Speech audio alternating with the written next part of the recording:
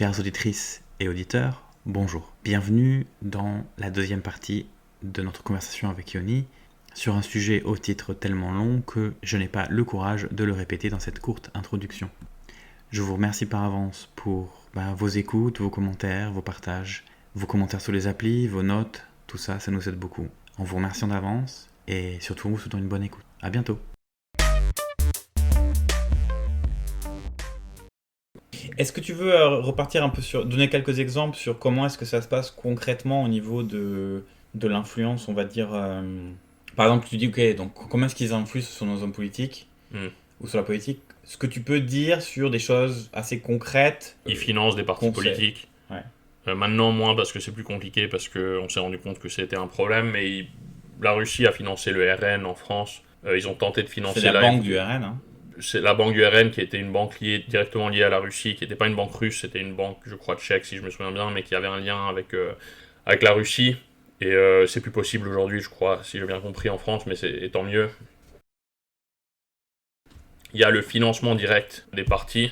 Il y a le financement, mais après, il y a les bots en ligne, parce que la Russie a beaucoup travaillé sur ce sujet-là.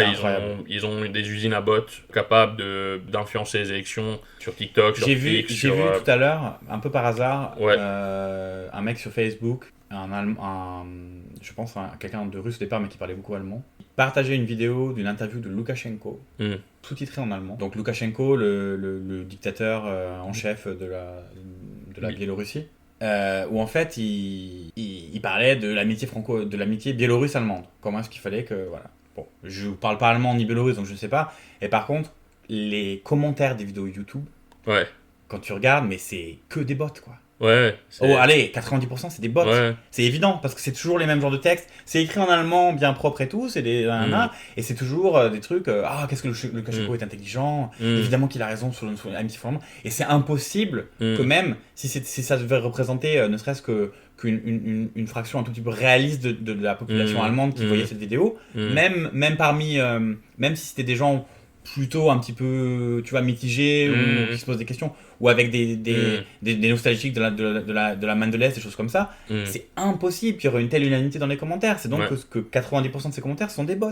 Et à l'époque, on riait là-dessus en Finlande parce que ça a commencé à bien longtemps, les bots russes. En Finlande, sur les sites d'information, il y a des zones commentaires où on peut commenter en dessous de...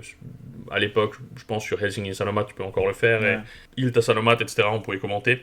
Ces endroits-là étaient pleins de bots il y a 10 ans déjà, même plus.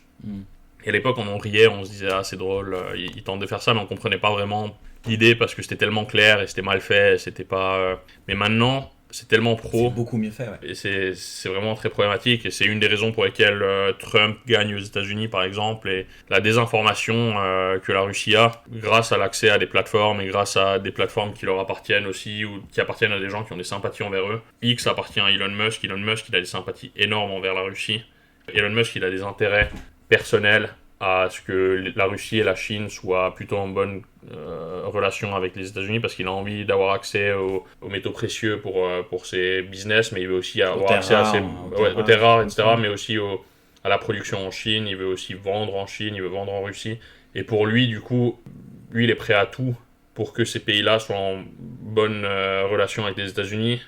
Et du coup, en plus, son ami David Sachs est ultra pro-russe, donc ça aide pas. Il est facilement influençable, il n'est pas très intelligent sur les questions politiques. Et du coup, X lui appartient. X maintenant, et il y a des études qui commencent à sortir, X, l'algorithme aide énormément la propagande russe, la propagande républicaine, américaine, trumpiste. Tout ce qui est pro-Ukraine, pro-démocrate, etc., l'algorithme va donner beaucoup moins de reach. Tu t'en parles en connaissance de cause parce que... Je l'ai vu moi-même parce que... T'as beaucoup... Il y a beaucoup de... T'as beaucoup tweeté notamment à quelques semaines avant les élections américaines et t'as bien vu que ton reach était... beaucoup plus bas que d'habitude. Et du coup, la Russie n'a pas une manière, il n'y a pas une chose à laquelle on peut faire attention, mais ils savent utiliser nos systèmes contre nous. Ils sont bons pour utiliser notre liberté d'expression, notre liberté de médias contre nous. Et nous, on peut pas... La liberté d'expression, elle mérite d'être défendue. Une liberté pure d'expression, c'est juste pas possible quand on est confronté à ce genre de problème, parce que c'est des gens qui font tout pour essayer de nous affaiblir et de nous diviser. On peut pas tomber dans le piège, c'est leur donner cette plateforme et tout ça, et du coup, X, par exemple, on peut pas faire grand-chose parce que... En plus, ça lui appartient maintenant. Ça appartient à un pro-russe, et c'est une entreprise privée, ils peuvent faire ce qu'ils veulent, ils peuvent changer l'algorithme autant qu'ils veulent, mais avoir donné l'accès à RT, un marché français, ou avoir donné l'accès à des gens comme Luc Ferry sur LCI, qui défend la Russie H24. Il est là juste pour défendre la Russie, son seul métier. Alors que le gars, il sait même pas où sont les pays baltes et combien il y a de pays baltes. Ah ouais, non, mais... Il y a eu une vidéo, il était en train de quand il s'est retrouvé dans l'expert militaire, c'est assez rigolo. Ouais. C'était Luc Ferry contre Cohn-Bendit. Ouais, mais en fait, ils ont une émission. Ouais, ils ont une émission, mais Luc Ferry, il est là pour défendre la Russie. À chaque fois que j'allume la télé en France, il y a Luc Ferry, en train de défendre la Russie et Cohn-Bendit en train d'attaquer. Et je pense que c'est un peu le format aussi du truc. Mais partir du principe qu'on va faire un format où on met à égalité les deux côtés, déjà, c'est problématique. C'est comme si on s'intéresse à la climatologie, comme moi depuis 25 ans, c'est ça. D'inviter, de mettre à égalité s'il en reste encore un, ça va être dur à trouver, mais un climatologue, climato-sceptique, alors s'il existe, il va représenter 0,001% de tous les scientifiques sur le sujet qui sont tous unanimes que le réchauffement est réel, etc. Et de les mettre à égalité. Voilà. C'est un problème, c'est une forme de naïveté. Ouais. Mais après, il y a aussi des gens qui savent très bien ce qu'ils font, et il y a des médias en France qui sont clairement contrôlés ou qui ont des sympathies envers le monde pro-russe. Sud Radio, c'est un bel exemple. Mais eux, c'est aussi parce que ils ont fait leur business model, on va dire, sur le complotisme. Ouais. Et du coup, c'est hyper lié, quoi. Ouais, je sais pas d'où ça vient, je sais pas si c'est une question de... Mais ça se trouve que... On sait pas, mais ils ont... par exemple, il y avait Adrien Boquet, il s'appelait, c'était un Français menteur, un mythomane qui se faisait passer pour un journaliste de guerre qui, soi-disant, avait vu des crimes de guerre commis par l'Ukraine, mais il avait jamais été même proche de la zone où il disait les avoir vus. Il est passé plusieurs fois sur Sud Radio chez Berkoff. Berkoff lui a donné une énorme plateforme, alors que c'est un mythomane, le gars il a jamais rien vu. Ensuite, ça a été prouvé qu'il a rien vu, et Berkoff l'a réinvité. Et l'a réinvité encore plus tard. Si c'était le seul fait d'armes. Mais c'est un exemple, il y a des trucs comme ça qui passeraient jamais en Pologne ou en Finlande ou dans les pays où la Russie, on fait un peu plus attention à la Russie. Mais en France, ça passe parce que les gens s'en foutent, c'est pas très grave, c'est pas un problème. Je suis pas forcément très optimiste sur le sujet en général en France. En fait, le seul truc positif, c'est que comme la Russie a lancé cette horrible guerre, ça a forcé quelques personnes à un peu rectifier leur ligne. C'était encore pire avant 2022. Parce qu'avant 2022, les gens s'en cachaient pas, il n'y avait pas de problème. Maintenant, il y a quand même... il y a tout autant de... Maintenant, en fait, il y a des faux neutres. Il y a des gens qui sont passés pour des gens neutres, mais qui sont pas du tout neutres, qui sont juste des pro-russes cachés et qui... De toute façon, on peut pas être neutre sur ce genre de situation. Mais moi, je le dis sans honte ou quoi que ce soit. Moi, même début 2022, au moment de l'attaque, j'étais pas neutre. Non. Mais disons que j'en savais beaucoup moins sur la Russie et je me rendais pas compte de la moitié des choses dont je me rends compte maintenant. Je le dis honnêtement. Ouais. Et donc ça prouve aussi que les lignes ont bougé, tu vois. Les lignes bougent et ça c'est une bonne chose. Et d'ailleurs en France, du coup, ça, par exemple, le RN, je sais pas si c'est juste une question de marketing ou si c'est la réalité, mais le RN sous Bardella se fait passer pour un parti un peu moins pro-russe quand même que sous Le Pen avant Bardella. Il reste encore beaucoup trop pro-russe pour moi, mais il a quand même fait sortie. Et c'est normal, et c'est pareil en Finlande. En Finlande, on était quand même, même si on a toujours eu une peur de la Russie et tout ça, mais à cause de la finlandisation, on avait une vision de coopération avec la Russie. On se disait, tous les Finlandais se disaient qu'il faut qu'on fasse de business avec eux et tout ça, et comme ça, ils vont... si on garde des liens de business avec les Russes, et si on garde des liens diplomatiques avec eux, et tout ça, et si on fait du hockey ensemble, ben il n'y aura pas de guerre, et on va pouvoir les influencer s'ils veulent faire de la merde, on pourra leur dire, s'il te plaît, Vladimir, calme-toi. Mais ça marche pas. Et comme ça marche pas, maintenant les gens doivent...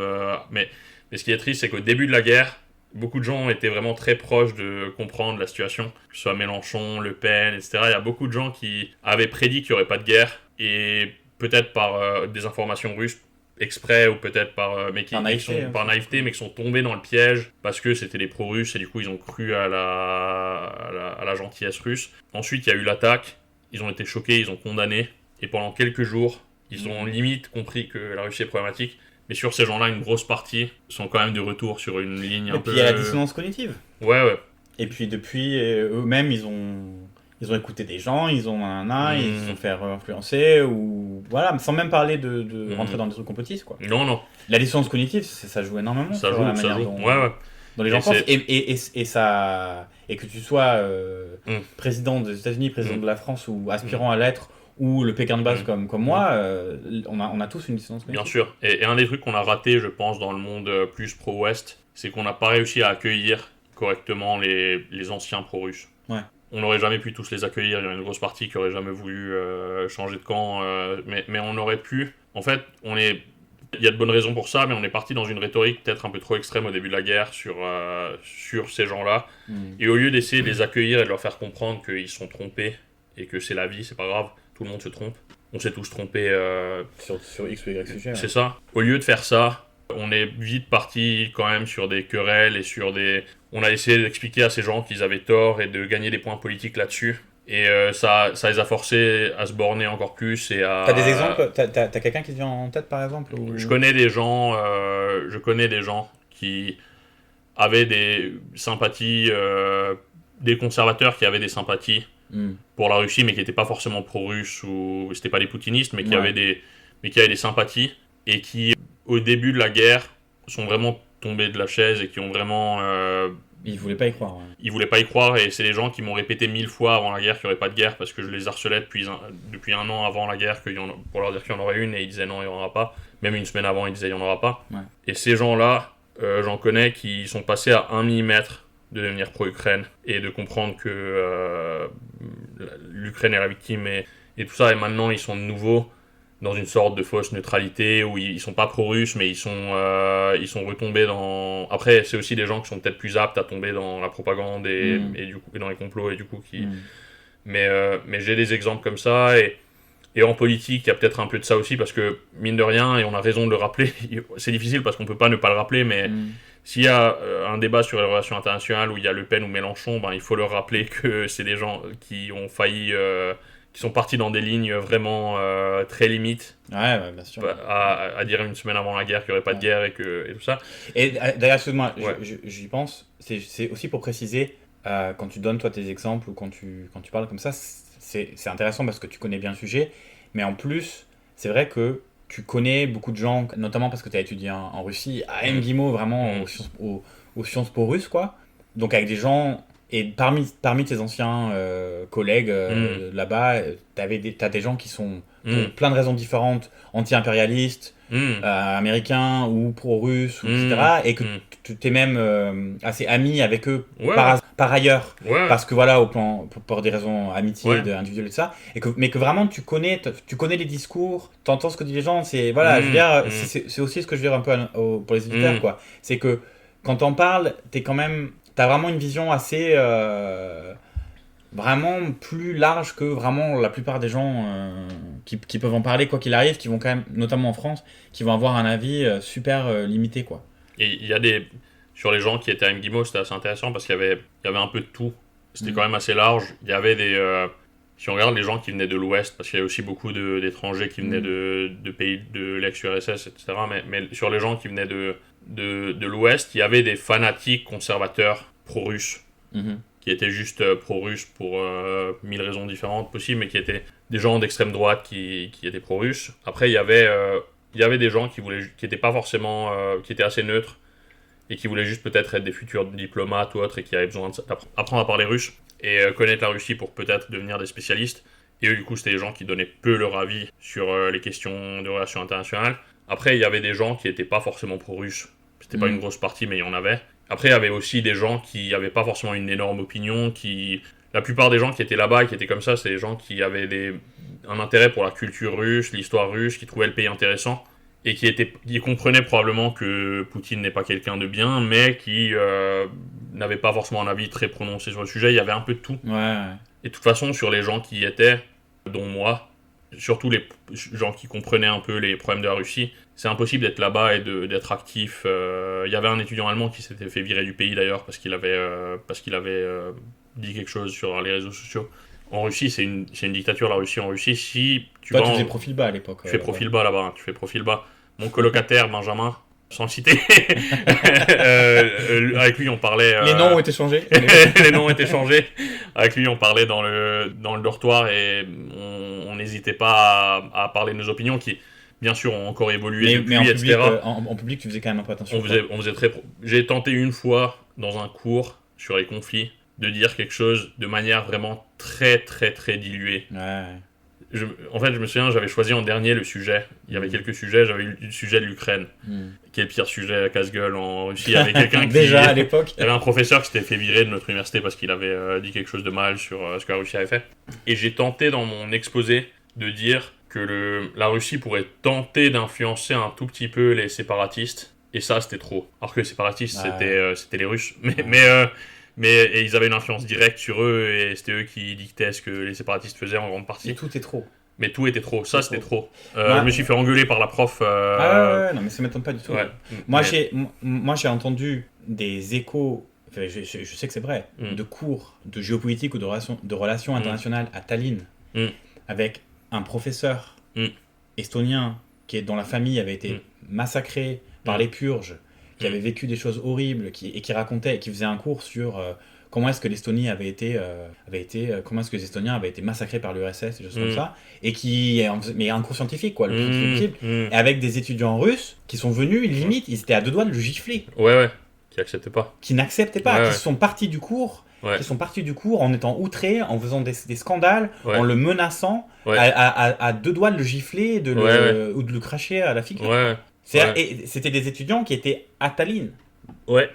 Qui étaient partis de leur pays, qui étudiaient les relations internationales, mais il y a on leur a tellement mis dans la tête depuis qu'ils sont des petits enfants toutes ces folies de propagande sur que c'était juste des gentils et que tout ça c'est une invention des occidentaux et tout ça. Les gens sont malheureusement ces gens sont complètement je sais même pas le terme, on leur a lavé le cerveau, quoi. Et quand je suis arrivé à MGIMO, c'est des lavages de cerveau. Quand je suis arrivé à MGIMO au dortoir, il y a un gars qui fait la sécurité en bas. C'était quelqu'un d'assez âgé et il m'a demandé d'où je viens et il m'a dit tu devrais remercier Lénine pour l'existence de ton pays. Ouais, sympa. Alors que c'est pas comme si même quand on faisait partie de l'Empire russe, on avait quand même notre langue, c'est pas comme si on est arrivé en 1917 et c'est pas comme si on n'existait pas avant, donc c'est un peu. Et MGIMO, il y a beaucoup de gens intelligents. MGIMO, il y a un peu de tout. Chez les Russes, il y a des fils de gens connus et riches. Et eux, ça dépend, il y en a qui sont intelligents, d'autres moins.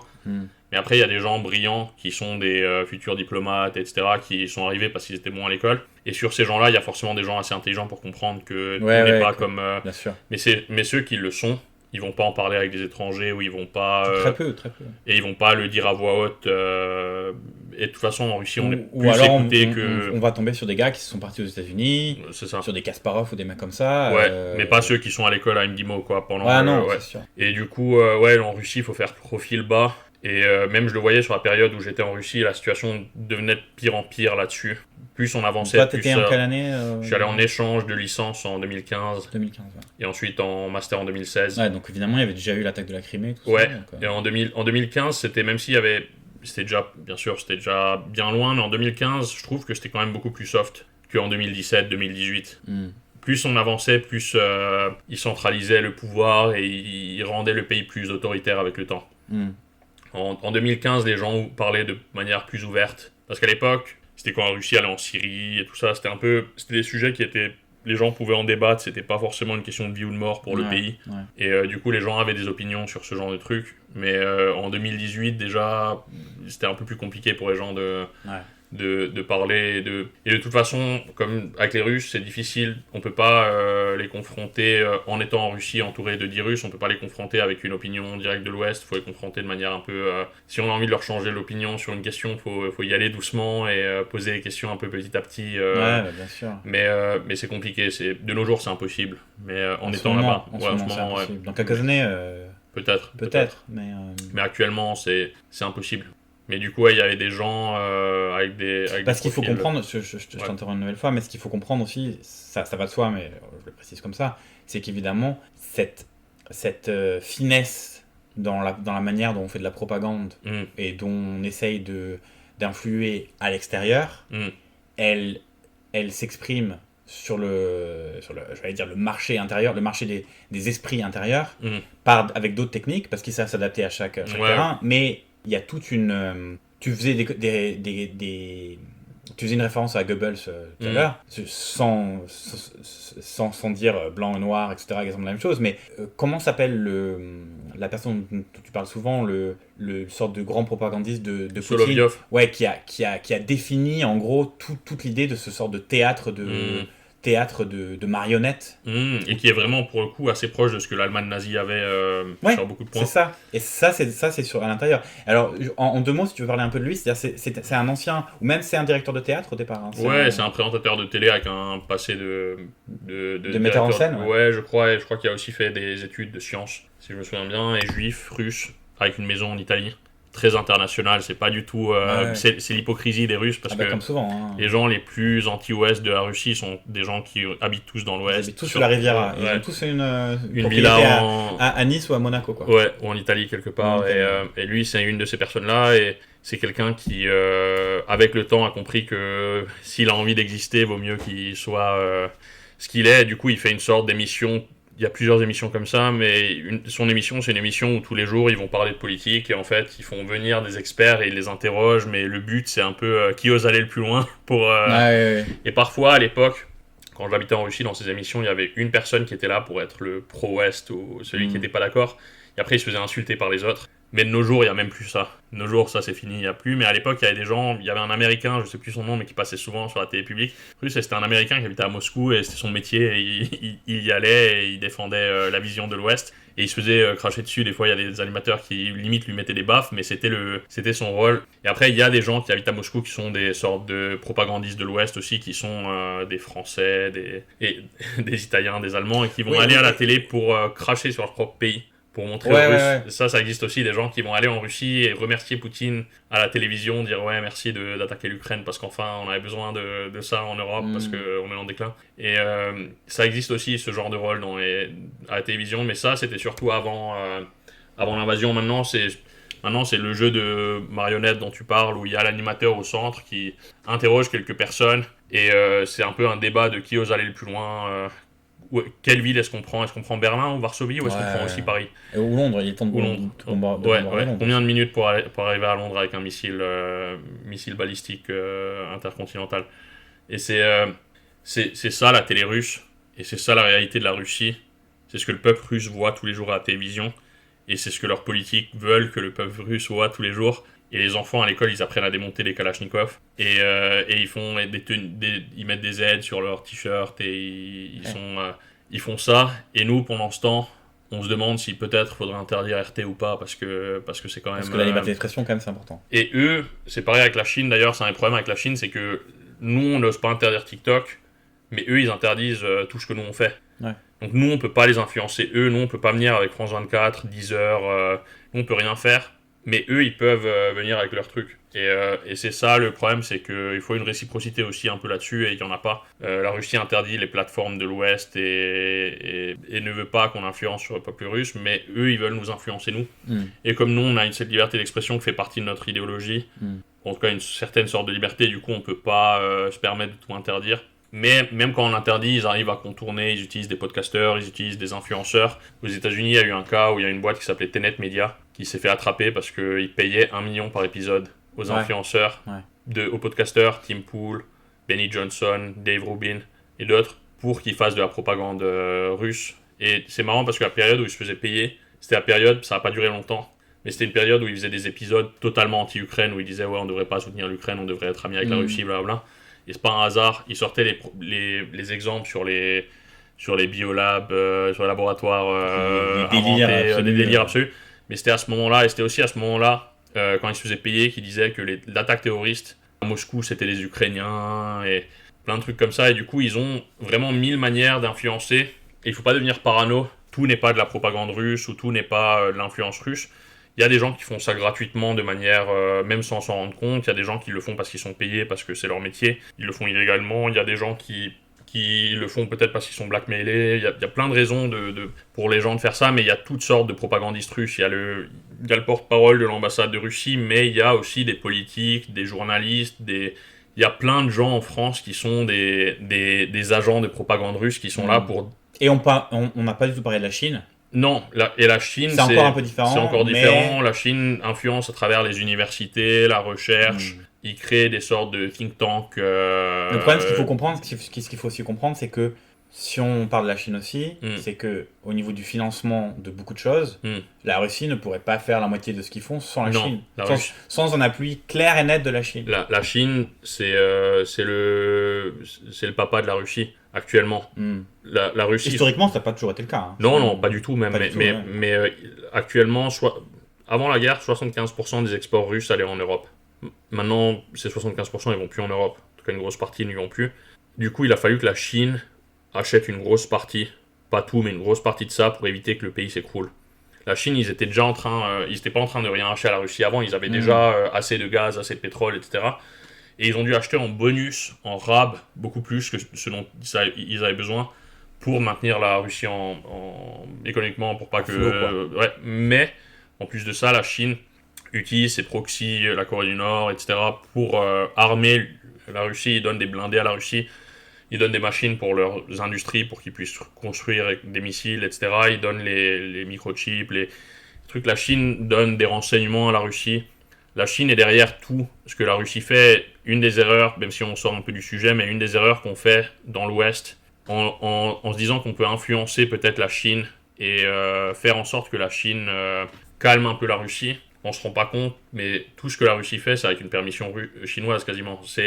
Puisque la Chine paye pour tout, la Russie ne ferait pas quelque chose que la Chine ne veut pas. Donc quand la Russie fait un test nucléaire ou autre, ils ont demandé la permission à Xi Jinping avant de le faire, donc on peut pas aller chez Xi Jinping et dire c'est énervant, non, c'est bizarre parce que lui, ça veut dire qu'il a voulu que ça se fasse. Et mais la volonté la volonté politique, par exemple de la propagande russe ou des choses comme ça, tu dis pas que c'est la Chine qui leur impose. Non, ça c'est la Russie qui le fait même, mais ça sert à la Chine. La Chine ne se mettra jamais contre, et d'ailleurs la Chine aide la Russie là-dessus avec TikTok. Parce que TikTok c'est une application ultra populaire et parce que c'est pas transparent du tout ce qu'ils font avec l'application. Ça a été montré que l'algorithme de TikTok est, dans nos pays, il est complètement différent du leur. C'est ça. Et dans nos pays, il est sur les mêmes bases de ce qu'on parlait depuis le début. Des contenus extrêmement anxiogènes, des choses super creepy, des choses et qui arrivent très très vite dans le feed des gens, et notamment des enfants. Et on n'a qu'à regarder l'élection roumaine. En Roumanie, il y a eu le premier tour de l'élection présidentielle il y a quelques jours. Le candidat qui a gagné le premier tour, c'est quelqu'un qui n'était pas dans le top 3 dans les sondages. Ouais. C'était un gars qui n'avait pas de parti politique. Théoriquement, il n'avait même pas de budget. C'était juste une sorte un gars d'extrême droite, un professeur d'extrême droite qui se présente bien, qui sait parler. Les gens ne savaient rien sur lui. C'était un candidat fantôme un peu. Et c'était un mec qui était un peu... D'ailleurs, qui était plutôt... il était dans des institutions un peu... Ouais, c'est quelqu'un qui a une carrière d'académique, mais aussi dans les institutions. C'est ça, même européenne, un peu, des trucs... je crois aux Nations Unies, si je me souviens bien. Mais c'est quelqu'un qui, en gros, il est sorti de nulle part. Personne ne le connaissait. Politiquement, personne ne le connaissait. C'était vraiment personne. Il n'a pas eu de campagne classique où il y avait des pubs partout, etc. Personne ne savait qui il était, ce qu'il représentait. Et il a gagné le premier tour parce qu'en fait, il a fait une campagne de fou sur TikTok avec beaucoup, beaucoup plus de moyens et de capacités que les autres candidats. Et il a réussi à faire en sorte qu'une partie de la population, grâce à ça, vote pour lui. Et l'Union européenne va tenter de faire parler le PDG de TikTok pour expliquer ce qui s'est passé. Et moi, personnellement, je pense que TikTok, ça devrait être interdit en Europe. Je suis pas loin d'être entièrement d'accord avec toi. Et ils ont... Et du coup, grâce à une campagne TikTok, le gars est arrivé au premier tour et risque de gagner le second tour, du coup, parce qu'on sait pas, mais il était quand même... il y avait plusieurs pourcents d'avance. Il a largement gagné. Donc, on risque d'avoir un président. Après, le président en Roumanie, c'est pas celui qui décide de tout, même si, par exemple, sur l'aide à l'Ukraine, c'est lui qui décide, mais sur le reste, c'est pas lui. Mais c'est quelqu'un qui peut avoir une mauvaise influence quand même sur l'Ouest et sur l'Europe. Et il faut se rendre compte, c'est-à-dire que pour le coup, il faut pas croire qu'on est sur des trucs en mode c'est nous qui faisons du complotisme. Non. Sur l'influence de ces applis ou des farm trolls sur X ou autre. Parce que même pour l'élection américaine, en fait, il suffit d'arriver à faire changer d'opinion et donc de qui tu peux voter au final 3-4% des gens. Ouais, non, t'as pas même moins. Même moins. Et en fait, ça se joue sur des marges. Aux États-Unis, dans les ça swing peut jouer states, sur quelques milliers de personnes. C'est ça. Dans les swing states, ça se joue sur rien. Et au final, on a vu que tout s'est joué dans les swing states. Qu'en fait, ça suffit. Ouais, ça suffit. Et c'est probablement une grande partie des raisons pour lesquelles Trump a été élu. Déjà en 2016, il y a déjà eu des scandales en 2016. Bien sûr. Il y a toutes les histoires là, à l'époque qui sont sorties. Là, 2024, ça a forcément joué. Là, on parle de la Roumanie. Et c'est forcément qu'il y en a d'autres et il y en aura d'autres. Et c'est un combo, du coup, ce que la Chine et la Russie font, même s'ils le font pas tout à fait de la même manière. Et c'est pas, ils n'ont pas forcément toujours les mêmes buts. Mais le combo de leur désinformation c'est une combinaison de influence sur les politiques, beaucoup d'extrême gauche et d'extrême droite, mais aussi quelques politiques qui ne le sont pas. Avoir des journalistes qui travaillent pour eux. Il y a un journaliste allemand connu qui a été attrapé pour ça parce qu'il avait eu des virements. C'est un gars qui était basé à Moscou et qui faisait pour une grosse chaîne allemande qui travaillait sur la Russie. En fait, il y a eu des virements de Moscou et c'est pour ça qu'il était pro-russe. Avoir des journalistes qui travaillent pour eux, avoir des agents d'information, de désinformation, des influenceurs, des gens qui travaillent pour eux. Ensuite, avoir les bots en ligne qui donnent l'impression dans les commentaires et dans les likes, etc., que ça va pour eux. Le financement des partis politiques. Et après, on rajoute à ça une étude du data qui leur permet de savoir cibler les pubs aux bonnes personnes de la bonne manière et de raconter une vérité d'un côté et une vérité de l'autre. Comme Elon Musk a fait aux États-Unis, ouais. Quand il parlait aux musulmans des États-Unis, il disait « Regardez, Kamala Harris, c'est une sioniste qui est amie avec Netanyahou. » Et quand le même pack américain de Musk faisait de la pub contre Harris chez les Juifs, ouais. Et il mettait les mêmes images, mais avec un drapeau de Palestine, et il disait « Regardez, c'est une... Ouais. » Et là-dessus, je me souviens aussi d'un exemple qui était super intéressant. C'était une enquête, peut-être d'un blog de Mediapart ou de Mediapart, mais quelqu'un qui s'était amusé. Et c'était pas compliqué en plus. Tu regardes RT en Russie et tu regardes RT en France. Ouais. Et en fait, c'était sur les vaccins. Ouais. C'était incroyable, quoi. Ouais. Parce qu'en fait, deux mondes différents. En France, ils avaient une politique totalement anti-vax, à dire à quel point tous ces vaccins c'était pourri et tout. Et que, pour pas qu'on prenne le vaccin. Pour pas qu'on prenne le vaccin et pour créer de la distorsion toujours pareil et pour que les anti-vax soient. Ou pour qu'une plus grande partie des gens se sentent outrés par tous les scandales et machin. Et alors qu'en Russie, ça défendait le vaccin Sputnik, d'ailleurs, pas très très bon, hein, avec une campagne totalement hallucinant, super autoritaire, où on disait à tout le monde que pour le bien de la nation, il faut tous vous vacciner. Quoi. Mais les anti-vax pro-russes, c'est marrant parce que la Russie a voulu forcer tout le monde à se vacciner, avec autant d'efforts au moins que les pays alors qu'il y a ouest. Beaucoup là-bas, c'est un pays où il y a beaucoup de pseudo-médecine. Ouais. Et les gens ont moins confiance. Mais c'est un pays qui, au niveau de l'État, a tenté de faire vacciner les gens tout autant que l'Ouest et qui a eu des confinements, etc. Donc, encore une fois, aucun sens. Pour revenir sur la fin et sur le... On a parlé un peu de tout, on a parlé de la désinformation. On a parlé de beaucoup de choses, dans la désinformation dans les médias, aussi dans la politique, les sympathies... On a un peu parlé de beaucoup de choses, même si c'est tout lié à ce même problème. C'est ça. Mais au fond, ce que j'aimerais que les Français comprennent et pas que les Français, mais les gens en général, c'est que on peut ne pas aimer les États-Unis, on peut être gaulliste, on peut se dire que les États-Unis, faut pas en dépendre, et surtout avec Trump, ça se comprend très bien, il n'y a pas de mal à ça. Mais il faut pas remplacer les États-Unis par pire. Il y a aucun sens à se rendre moins dépendant des États-Unis pour remplacer ça par la Russie ou la Chine, qui sont des pays bien pires et beaucoup plus nocifs pour la France que les États-Unis. Et si vous avez la même opinion qu'on peut avoir en disant mais parce que l'Union Européenne est déjà déclinante, sur le déclin, beaucoup de choses, c'est pas parce qu'on est à pas mal de niveaux de curseur sur le déclin qu'il faut en rajouter en fait. Ouais, et on n'est pas forcément dans le déclin du tout. Disons qu'à certains niveaux, du moins les gens ont l'impression qu'on est sur le déclin. Les gens ont l'impression qu'on est sur le déclin, mais l'Union Européenne, c'est économiquement, si on était un pays, on est le 3e économie au monde. Bien sûr. Et on a... Je vais poser une petite question subsidiaire. On a déjà passé l'heure d'émission, mais c'est pas grave. Petite question subsidiaire. Parmi les gens qui nous écoutent, il y en a qui seraient de l'avis que c'est bien joli ce qu'on raconte ou tout ça, mais qu'est-ce qu'on fait du risque de nous faire des ennemis de plus en plus de la Chine et de la Russie, et que du coup on fait partie de la grande machine de propagande de l'Ouest pour le coup, qui veut pousser vers une 3e guerre mondiale. Parce que c'est quelque chose que je commence à voir parmi les réactions de pas mal de gens, pas toujours super bien informés, mais même parfois des gens qui se targuent... Ouais, c'est la campagne de propagande de la Russie. C'est ça. Ouais. Mais en fait, ils reprennent la propagande de la Russie. Ouais, c'est une ligne classique. On va dans la rue, on tabasse quelqu'un, et si quelqu'un veut venir, on fait la victime et on dit comment ça... Tu veux que je te tire une balle dans la tête, ça va pas, tu peux pas te permettre de venir rentrer, c'est un peu ça, c'est la Russie qui envahit l'Ukraine, et qui ensuite, quand l'Ukraine ne se laisse pas envahir, et se fait aider par ses alliés, à ce moment-là, la Russie frappe l'Ukraine avec des missiles depuis le début de la guerre, il utilise tous les missiles qu'elle a, il n'y a aucun missile conventionnel que la Russie n'a pas utilisé contre l'Ukraine, ils font tout ce qu'ils peuvent, mais si l'Ukraine fait 1% de ce que la Russie fait, tout de suite, c'est la guerre, on lance la guerre mondiale. Mais la Russie ne vont pas lancer une guerre mondiale, déjà. Leurs amis et leurs familles habitent dans l'Ouest, donc ils vont pas bombarder l'Ouest pour ça, parce que c'est un peu mauvais de tuer ses enfants là-dedans. Mais en plus de ça, c'est des gens qui savent que la Russie a aucune chance dans une guerre contre l'Ouest. La Russie, c'est une blague militairement. ils ont énormément de quantité pour un pays seul, mais militairement seul contre l'OTAN, la Russie, c'est une blague, ils peuvent rien faire. Et ils ont prouvé en Ukraine, ils n'arrivent pas à battre l'Ukraine. Donc comment tu veux qu'ils battent l'OTAN? Ils vont pas lancer une guerre suicide nucléaire, ils l'ont pas lancé maintenant. Jusqu'ici, pourquoi ils la lanceraient maintenant? Il n'y a aucune raison. Donc c'est le but de la Russie, c'est de vendre cette histoire, vendre cette peur dans l'Ouest, et nous donner l'impression que si on aide l'Ukraine, ça va finir. Mais c'est à chaque fois pareil. À chaque fois qu'on a fait quelque chose, au début on donnait les missiles anti-tanks, ensuite on donnait les roquettes lanceurs, ensuite on donnait des tanks, ensuite on donnait des IFV, on donnait des avions de chasse. Et à chaque fois, ils disent si vous faites ça, c'est notre ligne rouge, et il n'y a jamais rien, il ne se passe jamais rien. Ils font une frappe sur des civils pour marquer le coup et c'est fini. C'est toujours pareil. La Russie, c'est un pays qui comprend que la puissance. Ce genre de dictature, si t'es gentil avec eux, tu leur donnes un doigt, ils te prennent le bras. Mais par contre, si tu leur mets une baffe, ils reculent. C'est toujours comme ça a toujours été comme ça. La Finlande, on le sait, on a été leurs voisins pendant pas mal de temps, on sait comment ils fonctionnent. Ça a toujours été comme ça.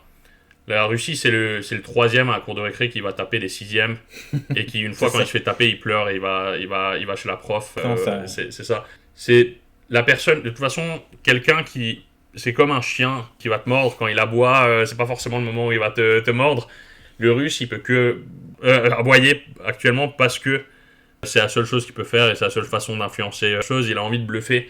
Poutine, il doit bluffer, donner l'impression qu'il est puissant et imbattable pour avoir un deal qui est favorable à la Russie. Mais il sait qu'il est totalement affaibli économiquement et militairement et qu'il a besoin de soldats nord-coréens pour pouvoir continuer sa guerre contre les Ukrainiens. L'an dernier, il a pris 0,1% de gains nets du territoire ukrainien en un an, alors qu'il a sacrifié une armée française de soldats pour l'atteindre. Donc la Russie, c'est un pays qui est en déclin total depuis là, pour le coup. déjà bien avant la guerre. Ils sont en déclin depuis longtemps. Ils ont une pyramide des âges qui est terrifiante avant la guerre, et là maintenant évidemment. Ils ont un déclin démographique qui est amplifié par la guerre. En massacrant leur jeunesse, ça va pas aider. La Russie, c'est un pays qui est en déclin, mais c'est un ours blessé en déclin qui a du mal à accepter son déclin et qui tente un peu de donner des coups de griffe. Mais au fond, ils vont pas partir en guerre nucléaire, ils l'ont jamais fait, ils le font pas. C'est pas un hasard que les pays... S'ils le font, on sera plus là pour en parler de toute façon. De toute façon, c'est pas... Peut-être que si d'ailleurs une guerre nucléaire, il n'y a pas tout le monde qui crève, mais... Certes. Mais bon, on est en Finlande quand même, on n'est pas super bien placé. C'est vrai, on n'est pas... Après, avec les abris à bombes antinucléaires, en Finlande, on a peut-être une chance, mais au fond, on n'a pas le choix de toute façon, parce que si on accepte cette idée qu'ils vont lancer une guerre nucléaire à chaque fois qu'ils nous menacent, dans ce cas-là, on aurait dû abandonner en 2022. Pourquoi avoir fait cette guerre on devrait tout leur abandonner. Ouais, on aurait dû. Et à chaque fois qu'ils nous demandent, on devrait abandonner alors. Ouais, mais tant qu'on les arrête pas, ils vont continuer, ils vont prendre plus. C'est ça en fait que les gens. Ouais. C'est-à-dire que en fait, t'as énormément de gens qui pensent que le conflit, en Ukraine, c'est une guerre de voisins pour différentes raisons, sous fond de CIA, de machin, de trucs comme ça. Mais c'est pas du tout ça en fait. Non. Il faut vraiment comprendre que c'est pas du tout ça. Non, c'est Poutine qui veut rester au pouvoir et qui veut... Les gens qui disent cette guerre ne nous regarde pas parce qu'on n'a pas à s'occuper des conflits de voisinage en Crimée ou autre entre Ukrainiens et Russes, c'est une aberration. Si on regarde l'histoire de la Russie et de toutes les invasions que la Russie a lancées pendant les 150 dernières années. Même les 30 dernières années. Hein, mais si on peut regarder les 150 dernières années et les leaders que Poutine voit comme des exemples à suivre, c'est un pays qui envahit. C'est le pays le plus gros sur Terre en taille. C'est pas un hasard. On leur a pas donné ces zones comme cadeau. C'est parce que c'est un pays qui a continué à prendre. Et d'ailleurs, Poutine fait souvent la blague et qui dit que les frontières russes ne s'arrêtent jamais. Ouais. C'est sa blague classique. Et du coup, croire que... En fait, c'est un peu le voisin qui partage un jardin. Tu partages un jardin avec ton voisin et il y a une barrière entre. Et le voisin, il avance la barrière d'1 mètre à chaque fois. Ouais. Ni vu ni connu, quoi. Ni vu ni connu. Tant que et il jette ses déchets de l'autre côté chez toi en même temps. Tant que tu... Et une fois, il a tué ton chien aussi parce qu'il en avait marre qu'il aboie. Tant que tu le laisses faire, il va continuer à le faire et c'est un bully. Et surtout que la Russie n'a pas besoin la Russie a aucun besoin territorial. Ils ont pas On peut pas parler du plus gros pays sur Terre et dire ils ont vraiment besoin de gagner une partie de... Ça change rien pour eux. De l'eau, ils en ont, ça va, ils vont pas être les premiers. Des ressources, ils en ont. Ouais, ils ont tellement de ressources qu'il y a plein de zones qui ont même pas encore été Certes, le grenier à blé qui est l'Ukraine les intéresse largement. Ça. Ouais, mais même ça, au fond, c'est pas le grenier à blé qui leur fait envoyer 700 000 hommes. Ils ont 700 000 blessés et morts pendant cette guerre. C'est pas pour du grenier à blé qu'ils font ça, et c'est pas pour le grenier à blé ukrainien. Au fond, la Russie a plusieurs raisons pour lesquelles ils sont dans cette guerre, mais une des raisons, c'est que la Russie, comme la Chine, après, la Russie a eu sa phase 2000 à 2008, où c'était une phase où ils faisaient de la croissance économique et ils centralisaient le pouvoir. Ensuite, ils sont partis dans une phase d'expansion. Parce que c'est le moyen pour un dictateur de rester au pouvoir et de centraliser le pouvoir et donner une raison d'accepter la corruption, le coût, le système, c'est d'avoir au moins quelque chose à donner aux gens. Et quand il y a eu la Crimée, il est devenu très populaire, Poutine, parce que ça rend populaire de prendre des terres. Du coup, il continue sur cette ligne-là. Après, le Corona, il était un peu dans une phase pas si populaire que ça, les gens n'étaient pas trop contents. Il y a quand même beaucoup de problèmes sociétals en Russie, économiques. Envahir des terres, ça permet d'oublier ces problèmes-là et de se concentrer sur un plus gros problème. Et en même temps, ça permet d'éviter d'avoir une Ukraine qui est démocratique et qui est un pays de l'Ouest et qui est un mauvais exemple pour les Russes qui ont envie de démocratie, etc. Donc du coup, ça leur empêche d'éviter ça aussi. Ouais. Mais il n'y a pas de question de l'OTAN ou de quoi que ce soit. La Finlande et la Suède sont rentrées dans l'OTAN. On a 1300 km de frontières en plus avec l'OTAN, du coup. Enfin, les Russes ont 1300 km de plus. Ah bah si c'était leur plan, ils ont raté. Hein, ils ont raté, ouais. Mais c'est pas une question d'OTAN, c'est vraiment une question d'impérialisme, de vouloir s'agrandir de plus en plus à des fins politiques et pour faire plaisir au peuple et pour avoir un projet, pour marquer l'histoire. Et Poutine, comme on l'a vu dans l'interview qu'il a fait avec Tucker Carlson, c'est un pseudo-historien qui aime bien faire semblant d'être un historien, même s'il a c'est un piètre historien. C'est un piètre historien, mais il aime bien faire semblant et il aimerait bien que son nom marque l'histoire aussi. Et du coup, il aime bien se mettre en scène comme une sorte de spécialiste. Et d'ailleurs, il avait fait... Pour les gens qui s'intéressent, il y avait une vidéo qui était sortie où il était au Kremlin avec un historien qui lui montrait une vieille carte de je sais plus quand, il y a quelques centaines d'années. Et il montrait la carte et il disait regarde, c'est une carte française, il n'y a pas l'Ukraine dessus. Donc ça montre que l'Ukraine, ça n'existe pas. Ouais. Et il y avait marqué Ukraine sur la carte. Tout est basé sur le mensonge et la réalité est quelque chose de totalement subjectif pour lui et pour ses fans. Et à cause de ça, ils sont prêts à tout. Parce que Poutine l'a dit, de toute façon, un monde sans la Russie, où la Russie n'est pas grande, ne sert à rien.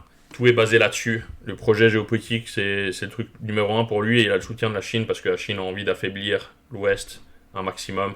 Et du coup, en affaiblissant l'Ouest, en faisant la guerre contre l'Ouest, il affaiblit l'Ouest, et il prend des ressources de l'Ouest, et du coup, l'Ouest, si jamais la Chine veut aller sur Taïwan ou autre, n'a pas forcément les ressources pour le faire. Ouais. Et à cause de ça, c'est important de comprendre que la Russie est prête à aller très loin et que tant qu'on ne va pas s'en occuper, ils vont continuer. Rien ne va les arrêter. Et du coup, il faut comprendre qu'il n'y a pas une manière d'arrêter la propagande russe, la désinformation russe et les sympathies russes. Que ces gens, mais il y a plusieurs manières, et une des manières, c'est de voir quand les candidats politiques ou les politiques des élus, que ce soit d'extrême gauche ou d'extrême droite ou les autres, quand ils défendre la Russie, il faut s'en rendre compte et il faut leur dire que c'est pas normal et il faut pas voter pour ces gens-là. Si on peut pas être pro-Ukraine ou se dire soutenir l'Ukraine et en même temps voter pour Mélenchon par exemple, c'est impossible. C'est compliqué. Ce Mélenchon, il est pro-russe. Vu de Finlande, il est totalement pro-russe. Vu de France, il est moyennement pro-russe. Mais il est anti-impérialiste, enfin il va se dire anti-impérialiste américain. C'est ça, il est anti-États-Unis et du coup il est prêt à... Il a pas tant changé sa ligne au fond. Et après pareil pour le RN. Même si Bardella, il fait le gentil et tout ça, mais Bardella, au fond, il est dans un parti plein de pro-russes et avec plein d'électeurs pro-russes. Et du coup, Bardella, sur les questions de Russie et de Chine, il va toujours être moins bon que la plupart des partis normaux. Il y a ce côté politique, et il faut essayer de comprendre pourquoi, d'où ça vient. C'est pas que de la corruption financière. En tout cas, à gauche, c'est pas forcément de la corruption financière, c'est de la corruption idéologique ou de la nostalgie du passé, de fausses réflexions intellectuelles basées sur de l'information qui est plus à jour, etc. Et après, il faut essayer de comprendre aussi, essayer de voir quand on voit quelqu'un sur LCI en train de défendre la Russie dans une situation qui est indéfendable, pourquoi est-ce que cette personne est là, qui l'a invité, pourquoi est-ce qu'on accepte que cette personne est là. Il faut juste être vigilant, essayer de voir quand il y a de la propagande pro-russe ou quand quelqu'un défend la Russie, pourquoi est-ce que c'est quelqu'un qui le fait exprès, est-ce que c'est quelqu'un qui le fait pas exprès.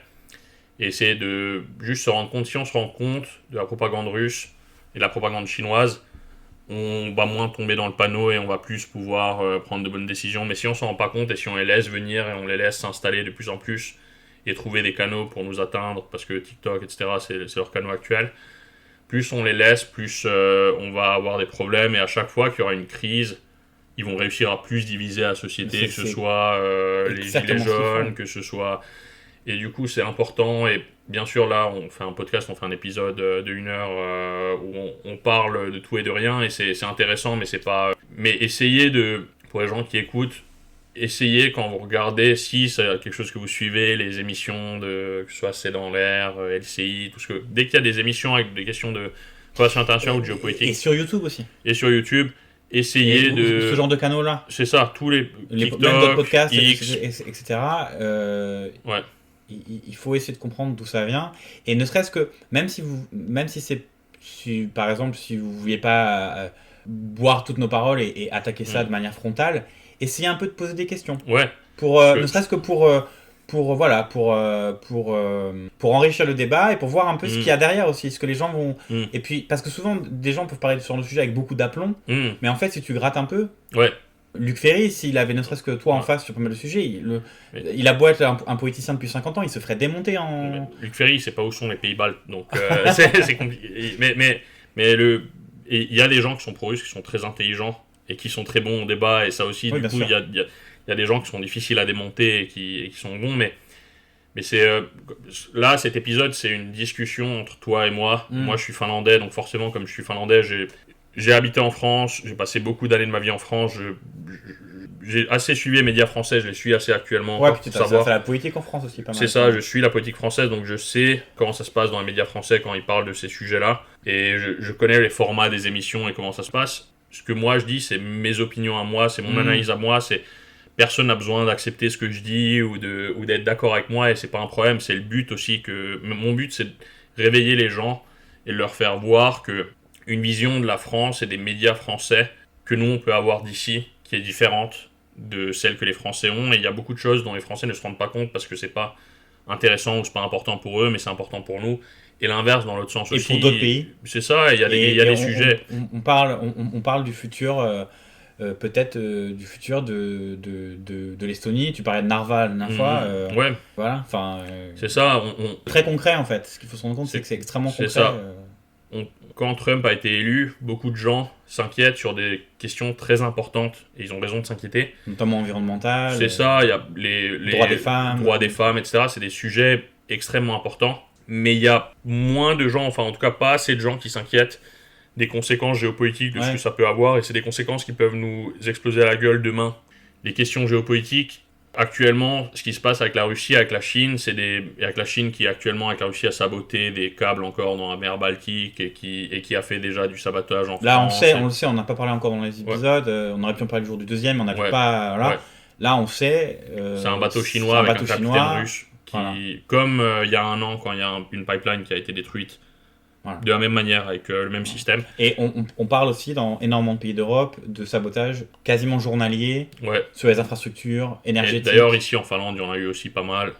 Des gens qui sont rentrés illégalement dans des trucs d'infrastructures liés à l'eau, à l'électricité, etc. Mais on est dans une situation où nous, on est l'Ouest.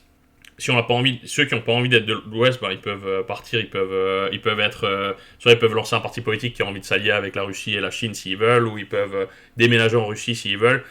Mais si on part du principe qu'on n'est pas allié avec la Russie et qu'on n'est pas allié avec la Chine, ce qui est la réalité actuelle, eux ils se voient en guerre contre nous. Ouais. Donc si eux ils se voient en guerre contre nous et ils font activement des choses contre nous avec du sabotage, de la désinformation, etc. Et nous on répond avec rien. Et on se dit ouais mais c'est pas grave, il y en a d'autres qui le font aussi. On va jamais pouvoir se défendre, on va toujours être la victime là-dedans. Et le pire c'est qu'une partie de nos problèmes, je ne dis pas que les problèmes par exemple de la société française... sont à cause des Russes, faut pas dire n'importe quoi. Non. Mais par contre, cette sorte de la manière dont la population vit de manière totalement amplifiée certains des problèmes, on a parlé des gilets jaunes, on a parlé des problèmes dans les cités, de choses comme ça, d'une manière avec un effet de loupe totalement incroyable en fait, ça c'est amplifié Et c'est amplifié par tous les gens qui bouffent, qui bouffent de cette propagande-là sans aucun filtre, en fait. Et ça se répercute. Surtout. Et même de la manière dont ils vont traiter leurs voisins, en fait. C'est ça qui est terrible aussi. Et ils veulent pas. Le pire, c'est que, à la limite, si ils amplifiaient des problèmes dans le but que ça s'améliore. Ouais. Ok, très bien. Mais c'est pas ce qu'ils font. Eux, ce qu'ils font, c'est qu'ils essayent de mettre les uns contre les autres, en France, en Finlande, partout. Ils veulent faire en sorte qu'on soit incapable de prendre des décisions, qu'on soit si polarisé, qu'il y ait tellement de tensions dans nos sociétés, qu'au moment où quelque chose se passe, l'Estonie se fait envahir, quelque chose, à ce moment-là, on peut rien faire, on est bloqué, on fait rien. On est paralysé. C'est ça leur but. Et du coup, dès qu'un candidat, et le candidat de la Russie, que la Russie veut comme élu, c'est forcément quelqu'un qui va être mauvais pour l'intérêt du pays, puisque le pays qui a envie de vous détruire, c'est le pays qui met ce candidat ou qui a envie que ce candidat soit élu. Et ça, c'est quelque chose d'assez... c'est un gros truc, mais c'est vrai que si ton ennemi a envie que tel ou tel candidat passe, ben peut-être que ce candidat, il n'est pas très bon pour le pays. Peut-être.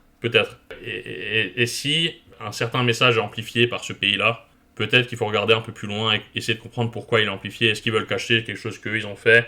Est-ce qu'ils veulent juste diviser la société ? Il y a plein de raisons, il y a 10 000 façons de le faire. Mais au fond, le but, c'est juste que les gens se réveillent un peu, parce que c'est un des domaines, la désinformation russe et l'influence politique russe et chinoise, c'est des choses qui sont tellement compliquées, tellement difficiles à prouver. C'est ça. Et c'est fait pour, d'ailleurs. C'est fait pour, et ils sont très bons là-dedans, et du coup, la plupart des gens, ils entendent ça, ils disent, bon, ça doit exister, mais c'est pas prouvé, tout n'est pas de la désinformation, blablabla. Les Américains le font aussi. Il faut comprendre que les États-Unis, c'est un allié, même si c'est un compétiteur, c'est un allié. Eux, c'est des ennemis. C'est des gens qui veulent nous tuer. C'est des gens qui se disent en guerre contre nous, qui à la télévision mettent des vidéos où ils s'amusent à envoyer des missiles sur nous. Nous, on fait pas ça sur les États-Unis font pas ça sur nous. On fait même pas ça sur la Russie. Non, et du coup, on peut pas les mettre à égalité. Il y a des niveaux il y a des pays qui peuvent être mauvais, et il y en a d'autres qui peuvent être très mauvais. C'est pas pareil. C'est comme dit, avoir la toux, avoir un cancer en phase terminale, c'est pas la même chose.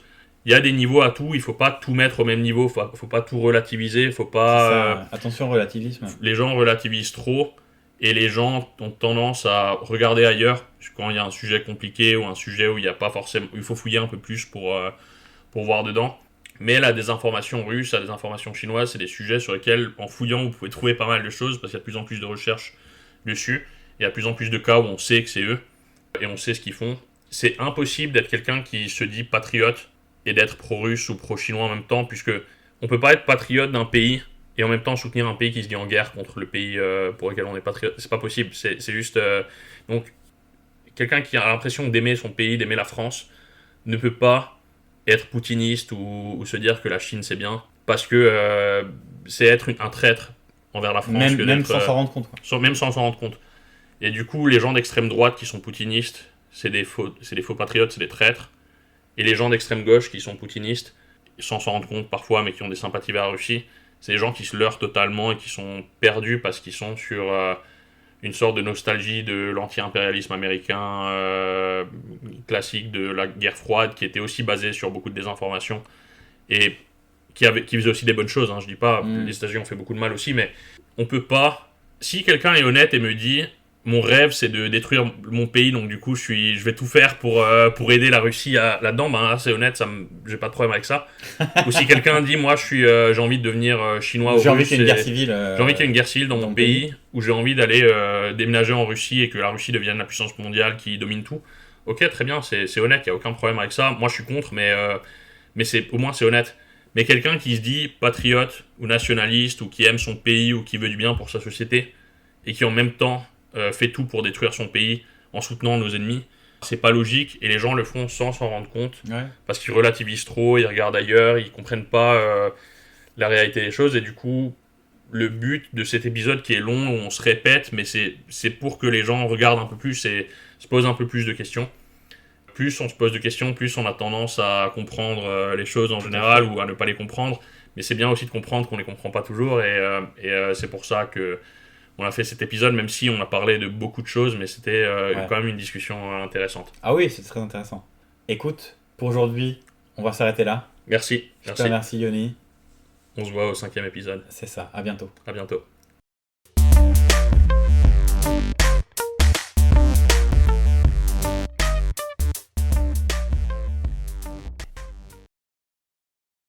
Bon, c'est bon, j'ai mon Allez. jingle, on est bon. Non, t'inquiète.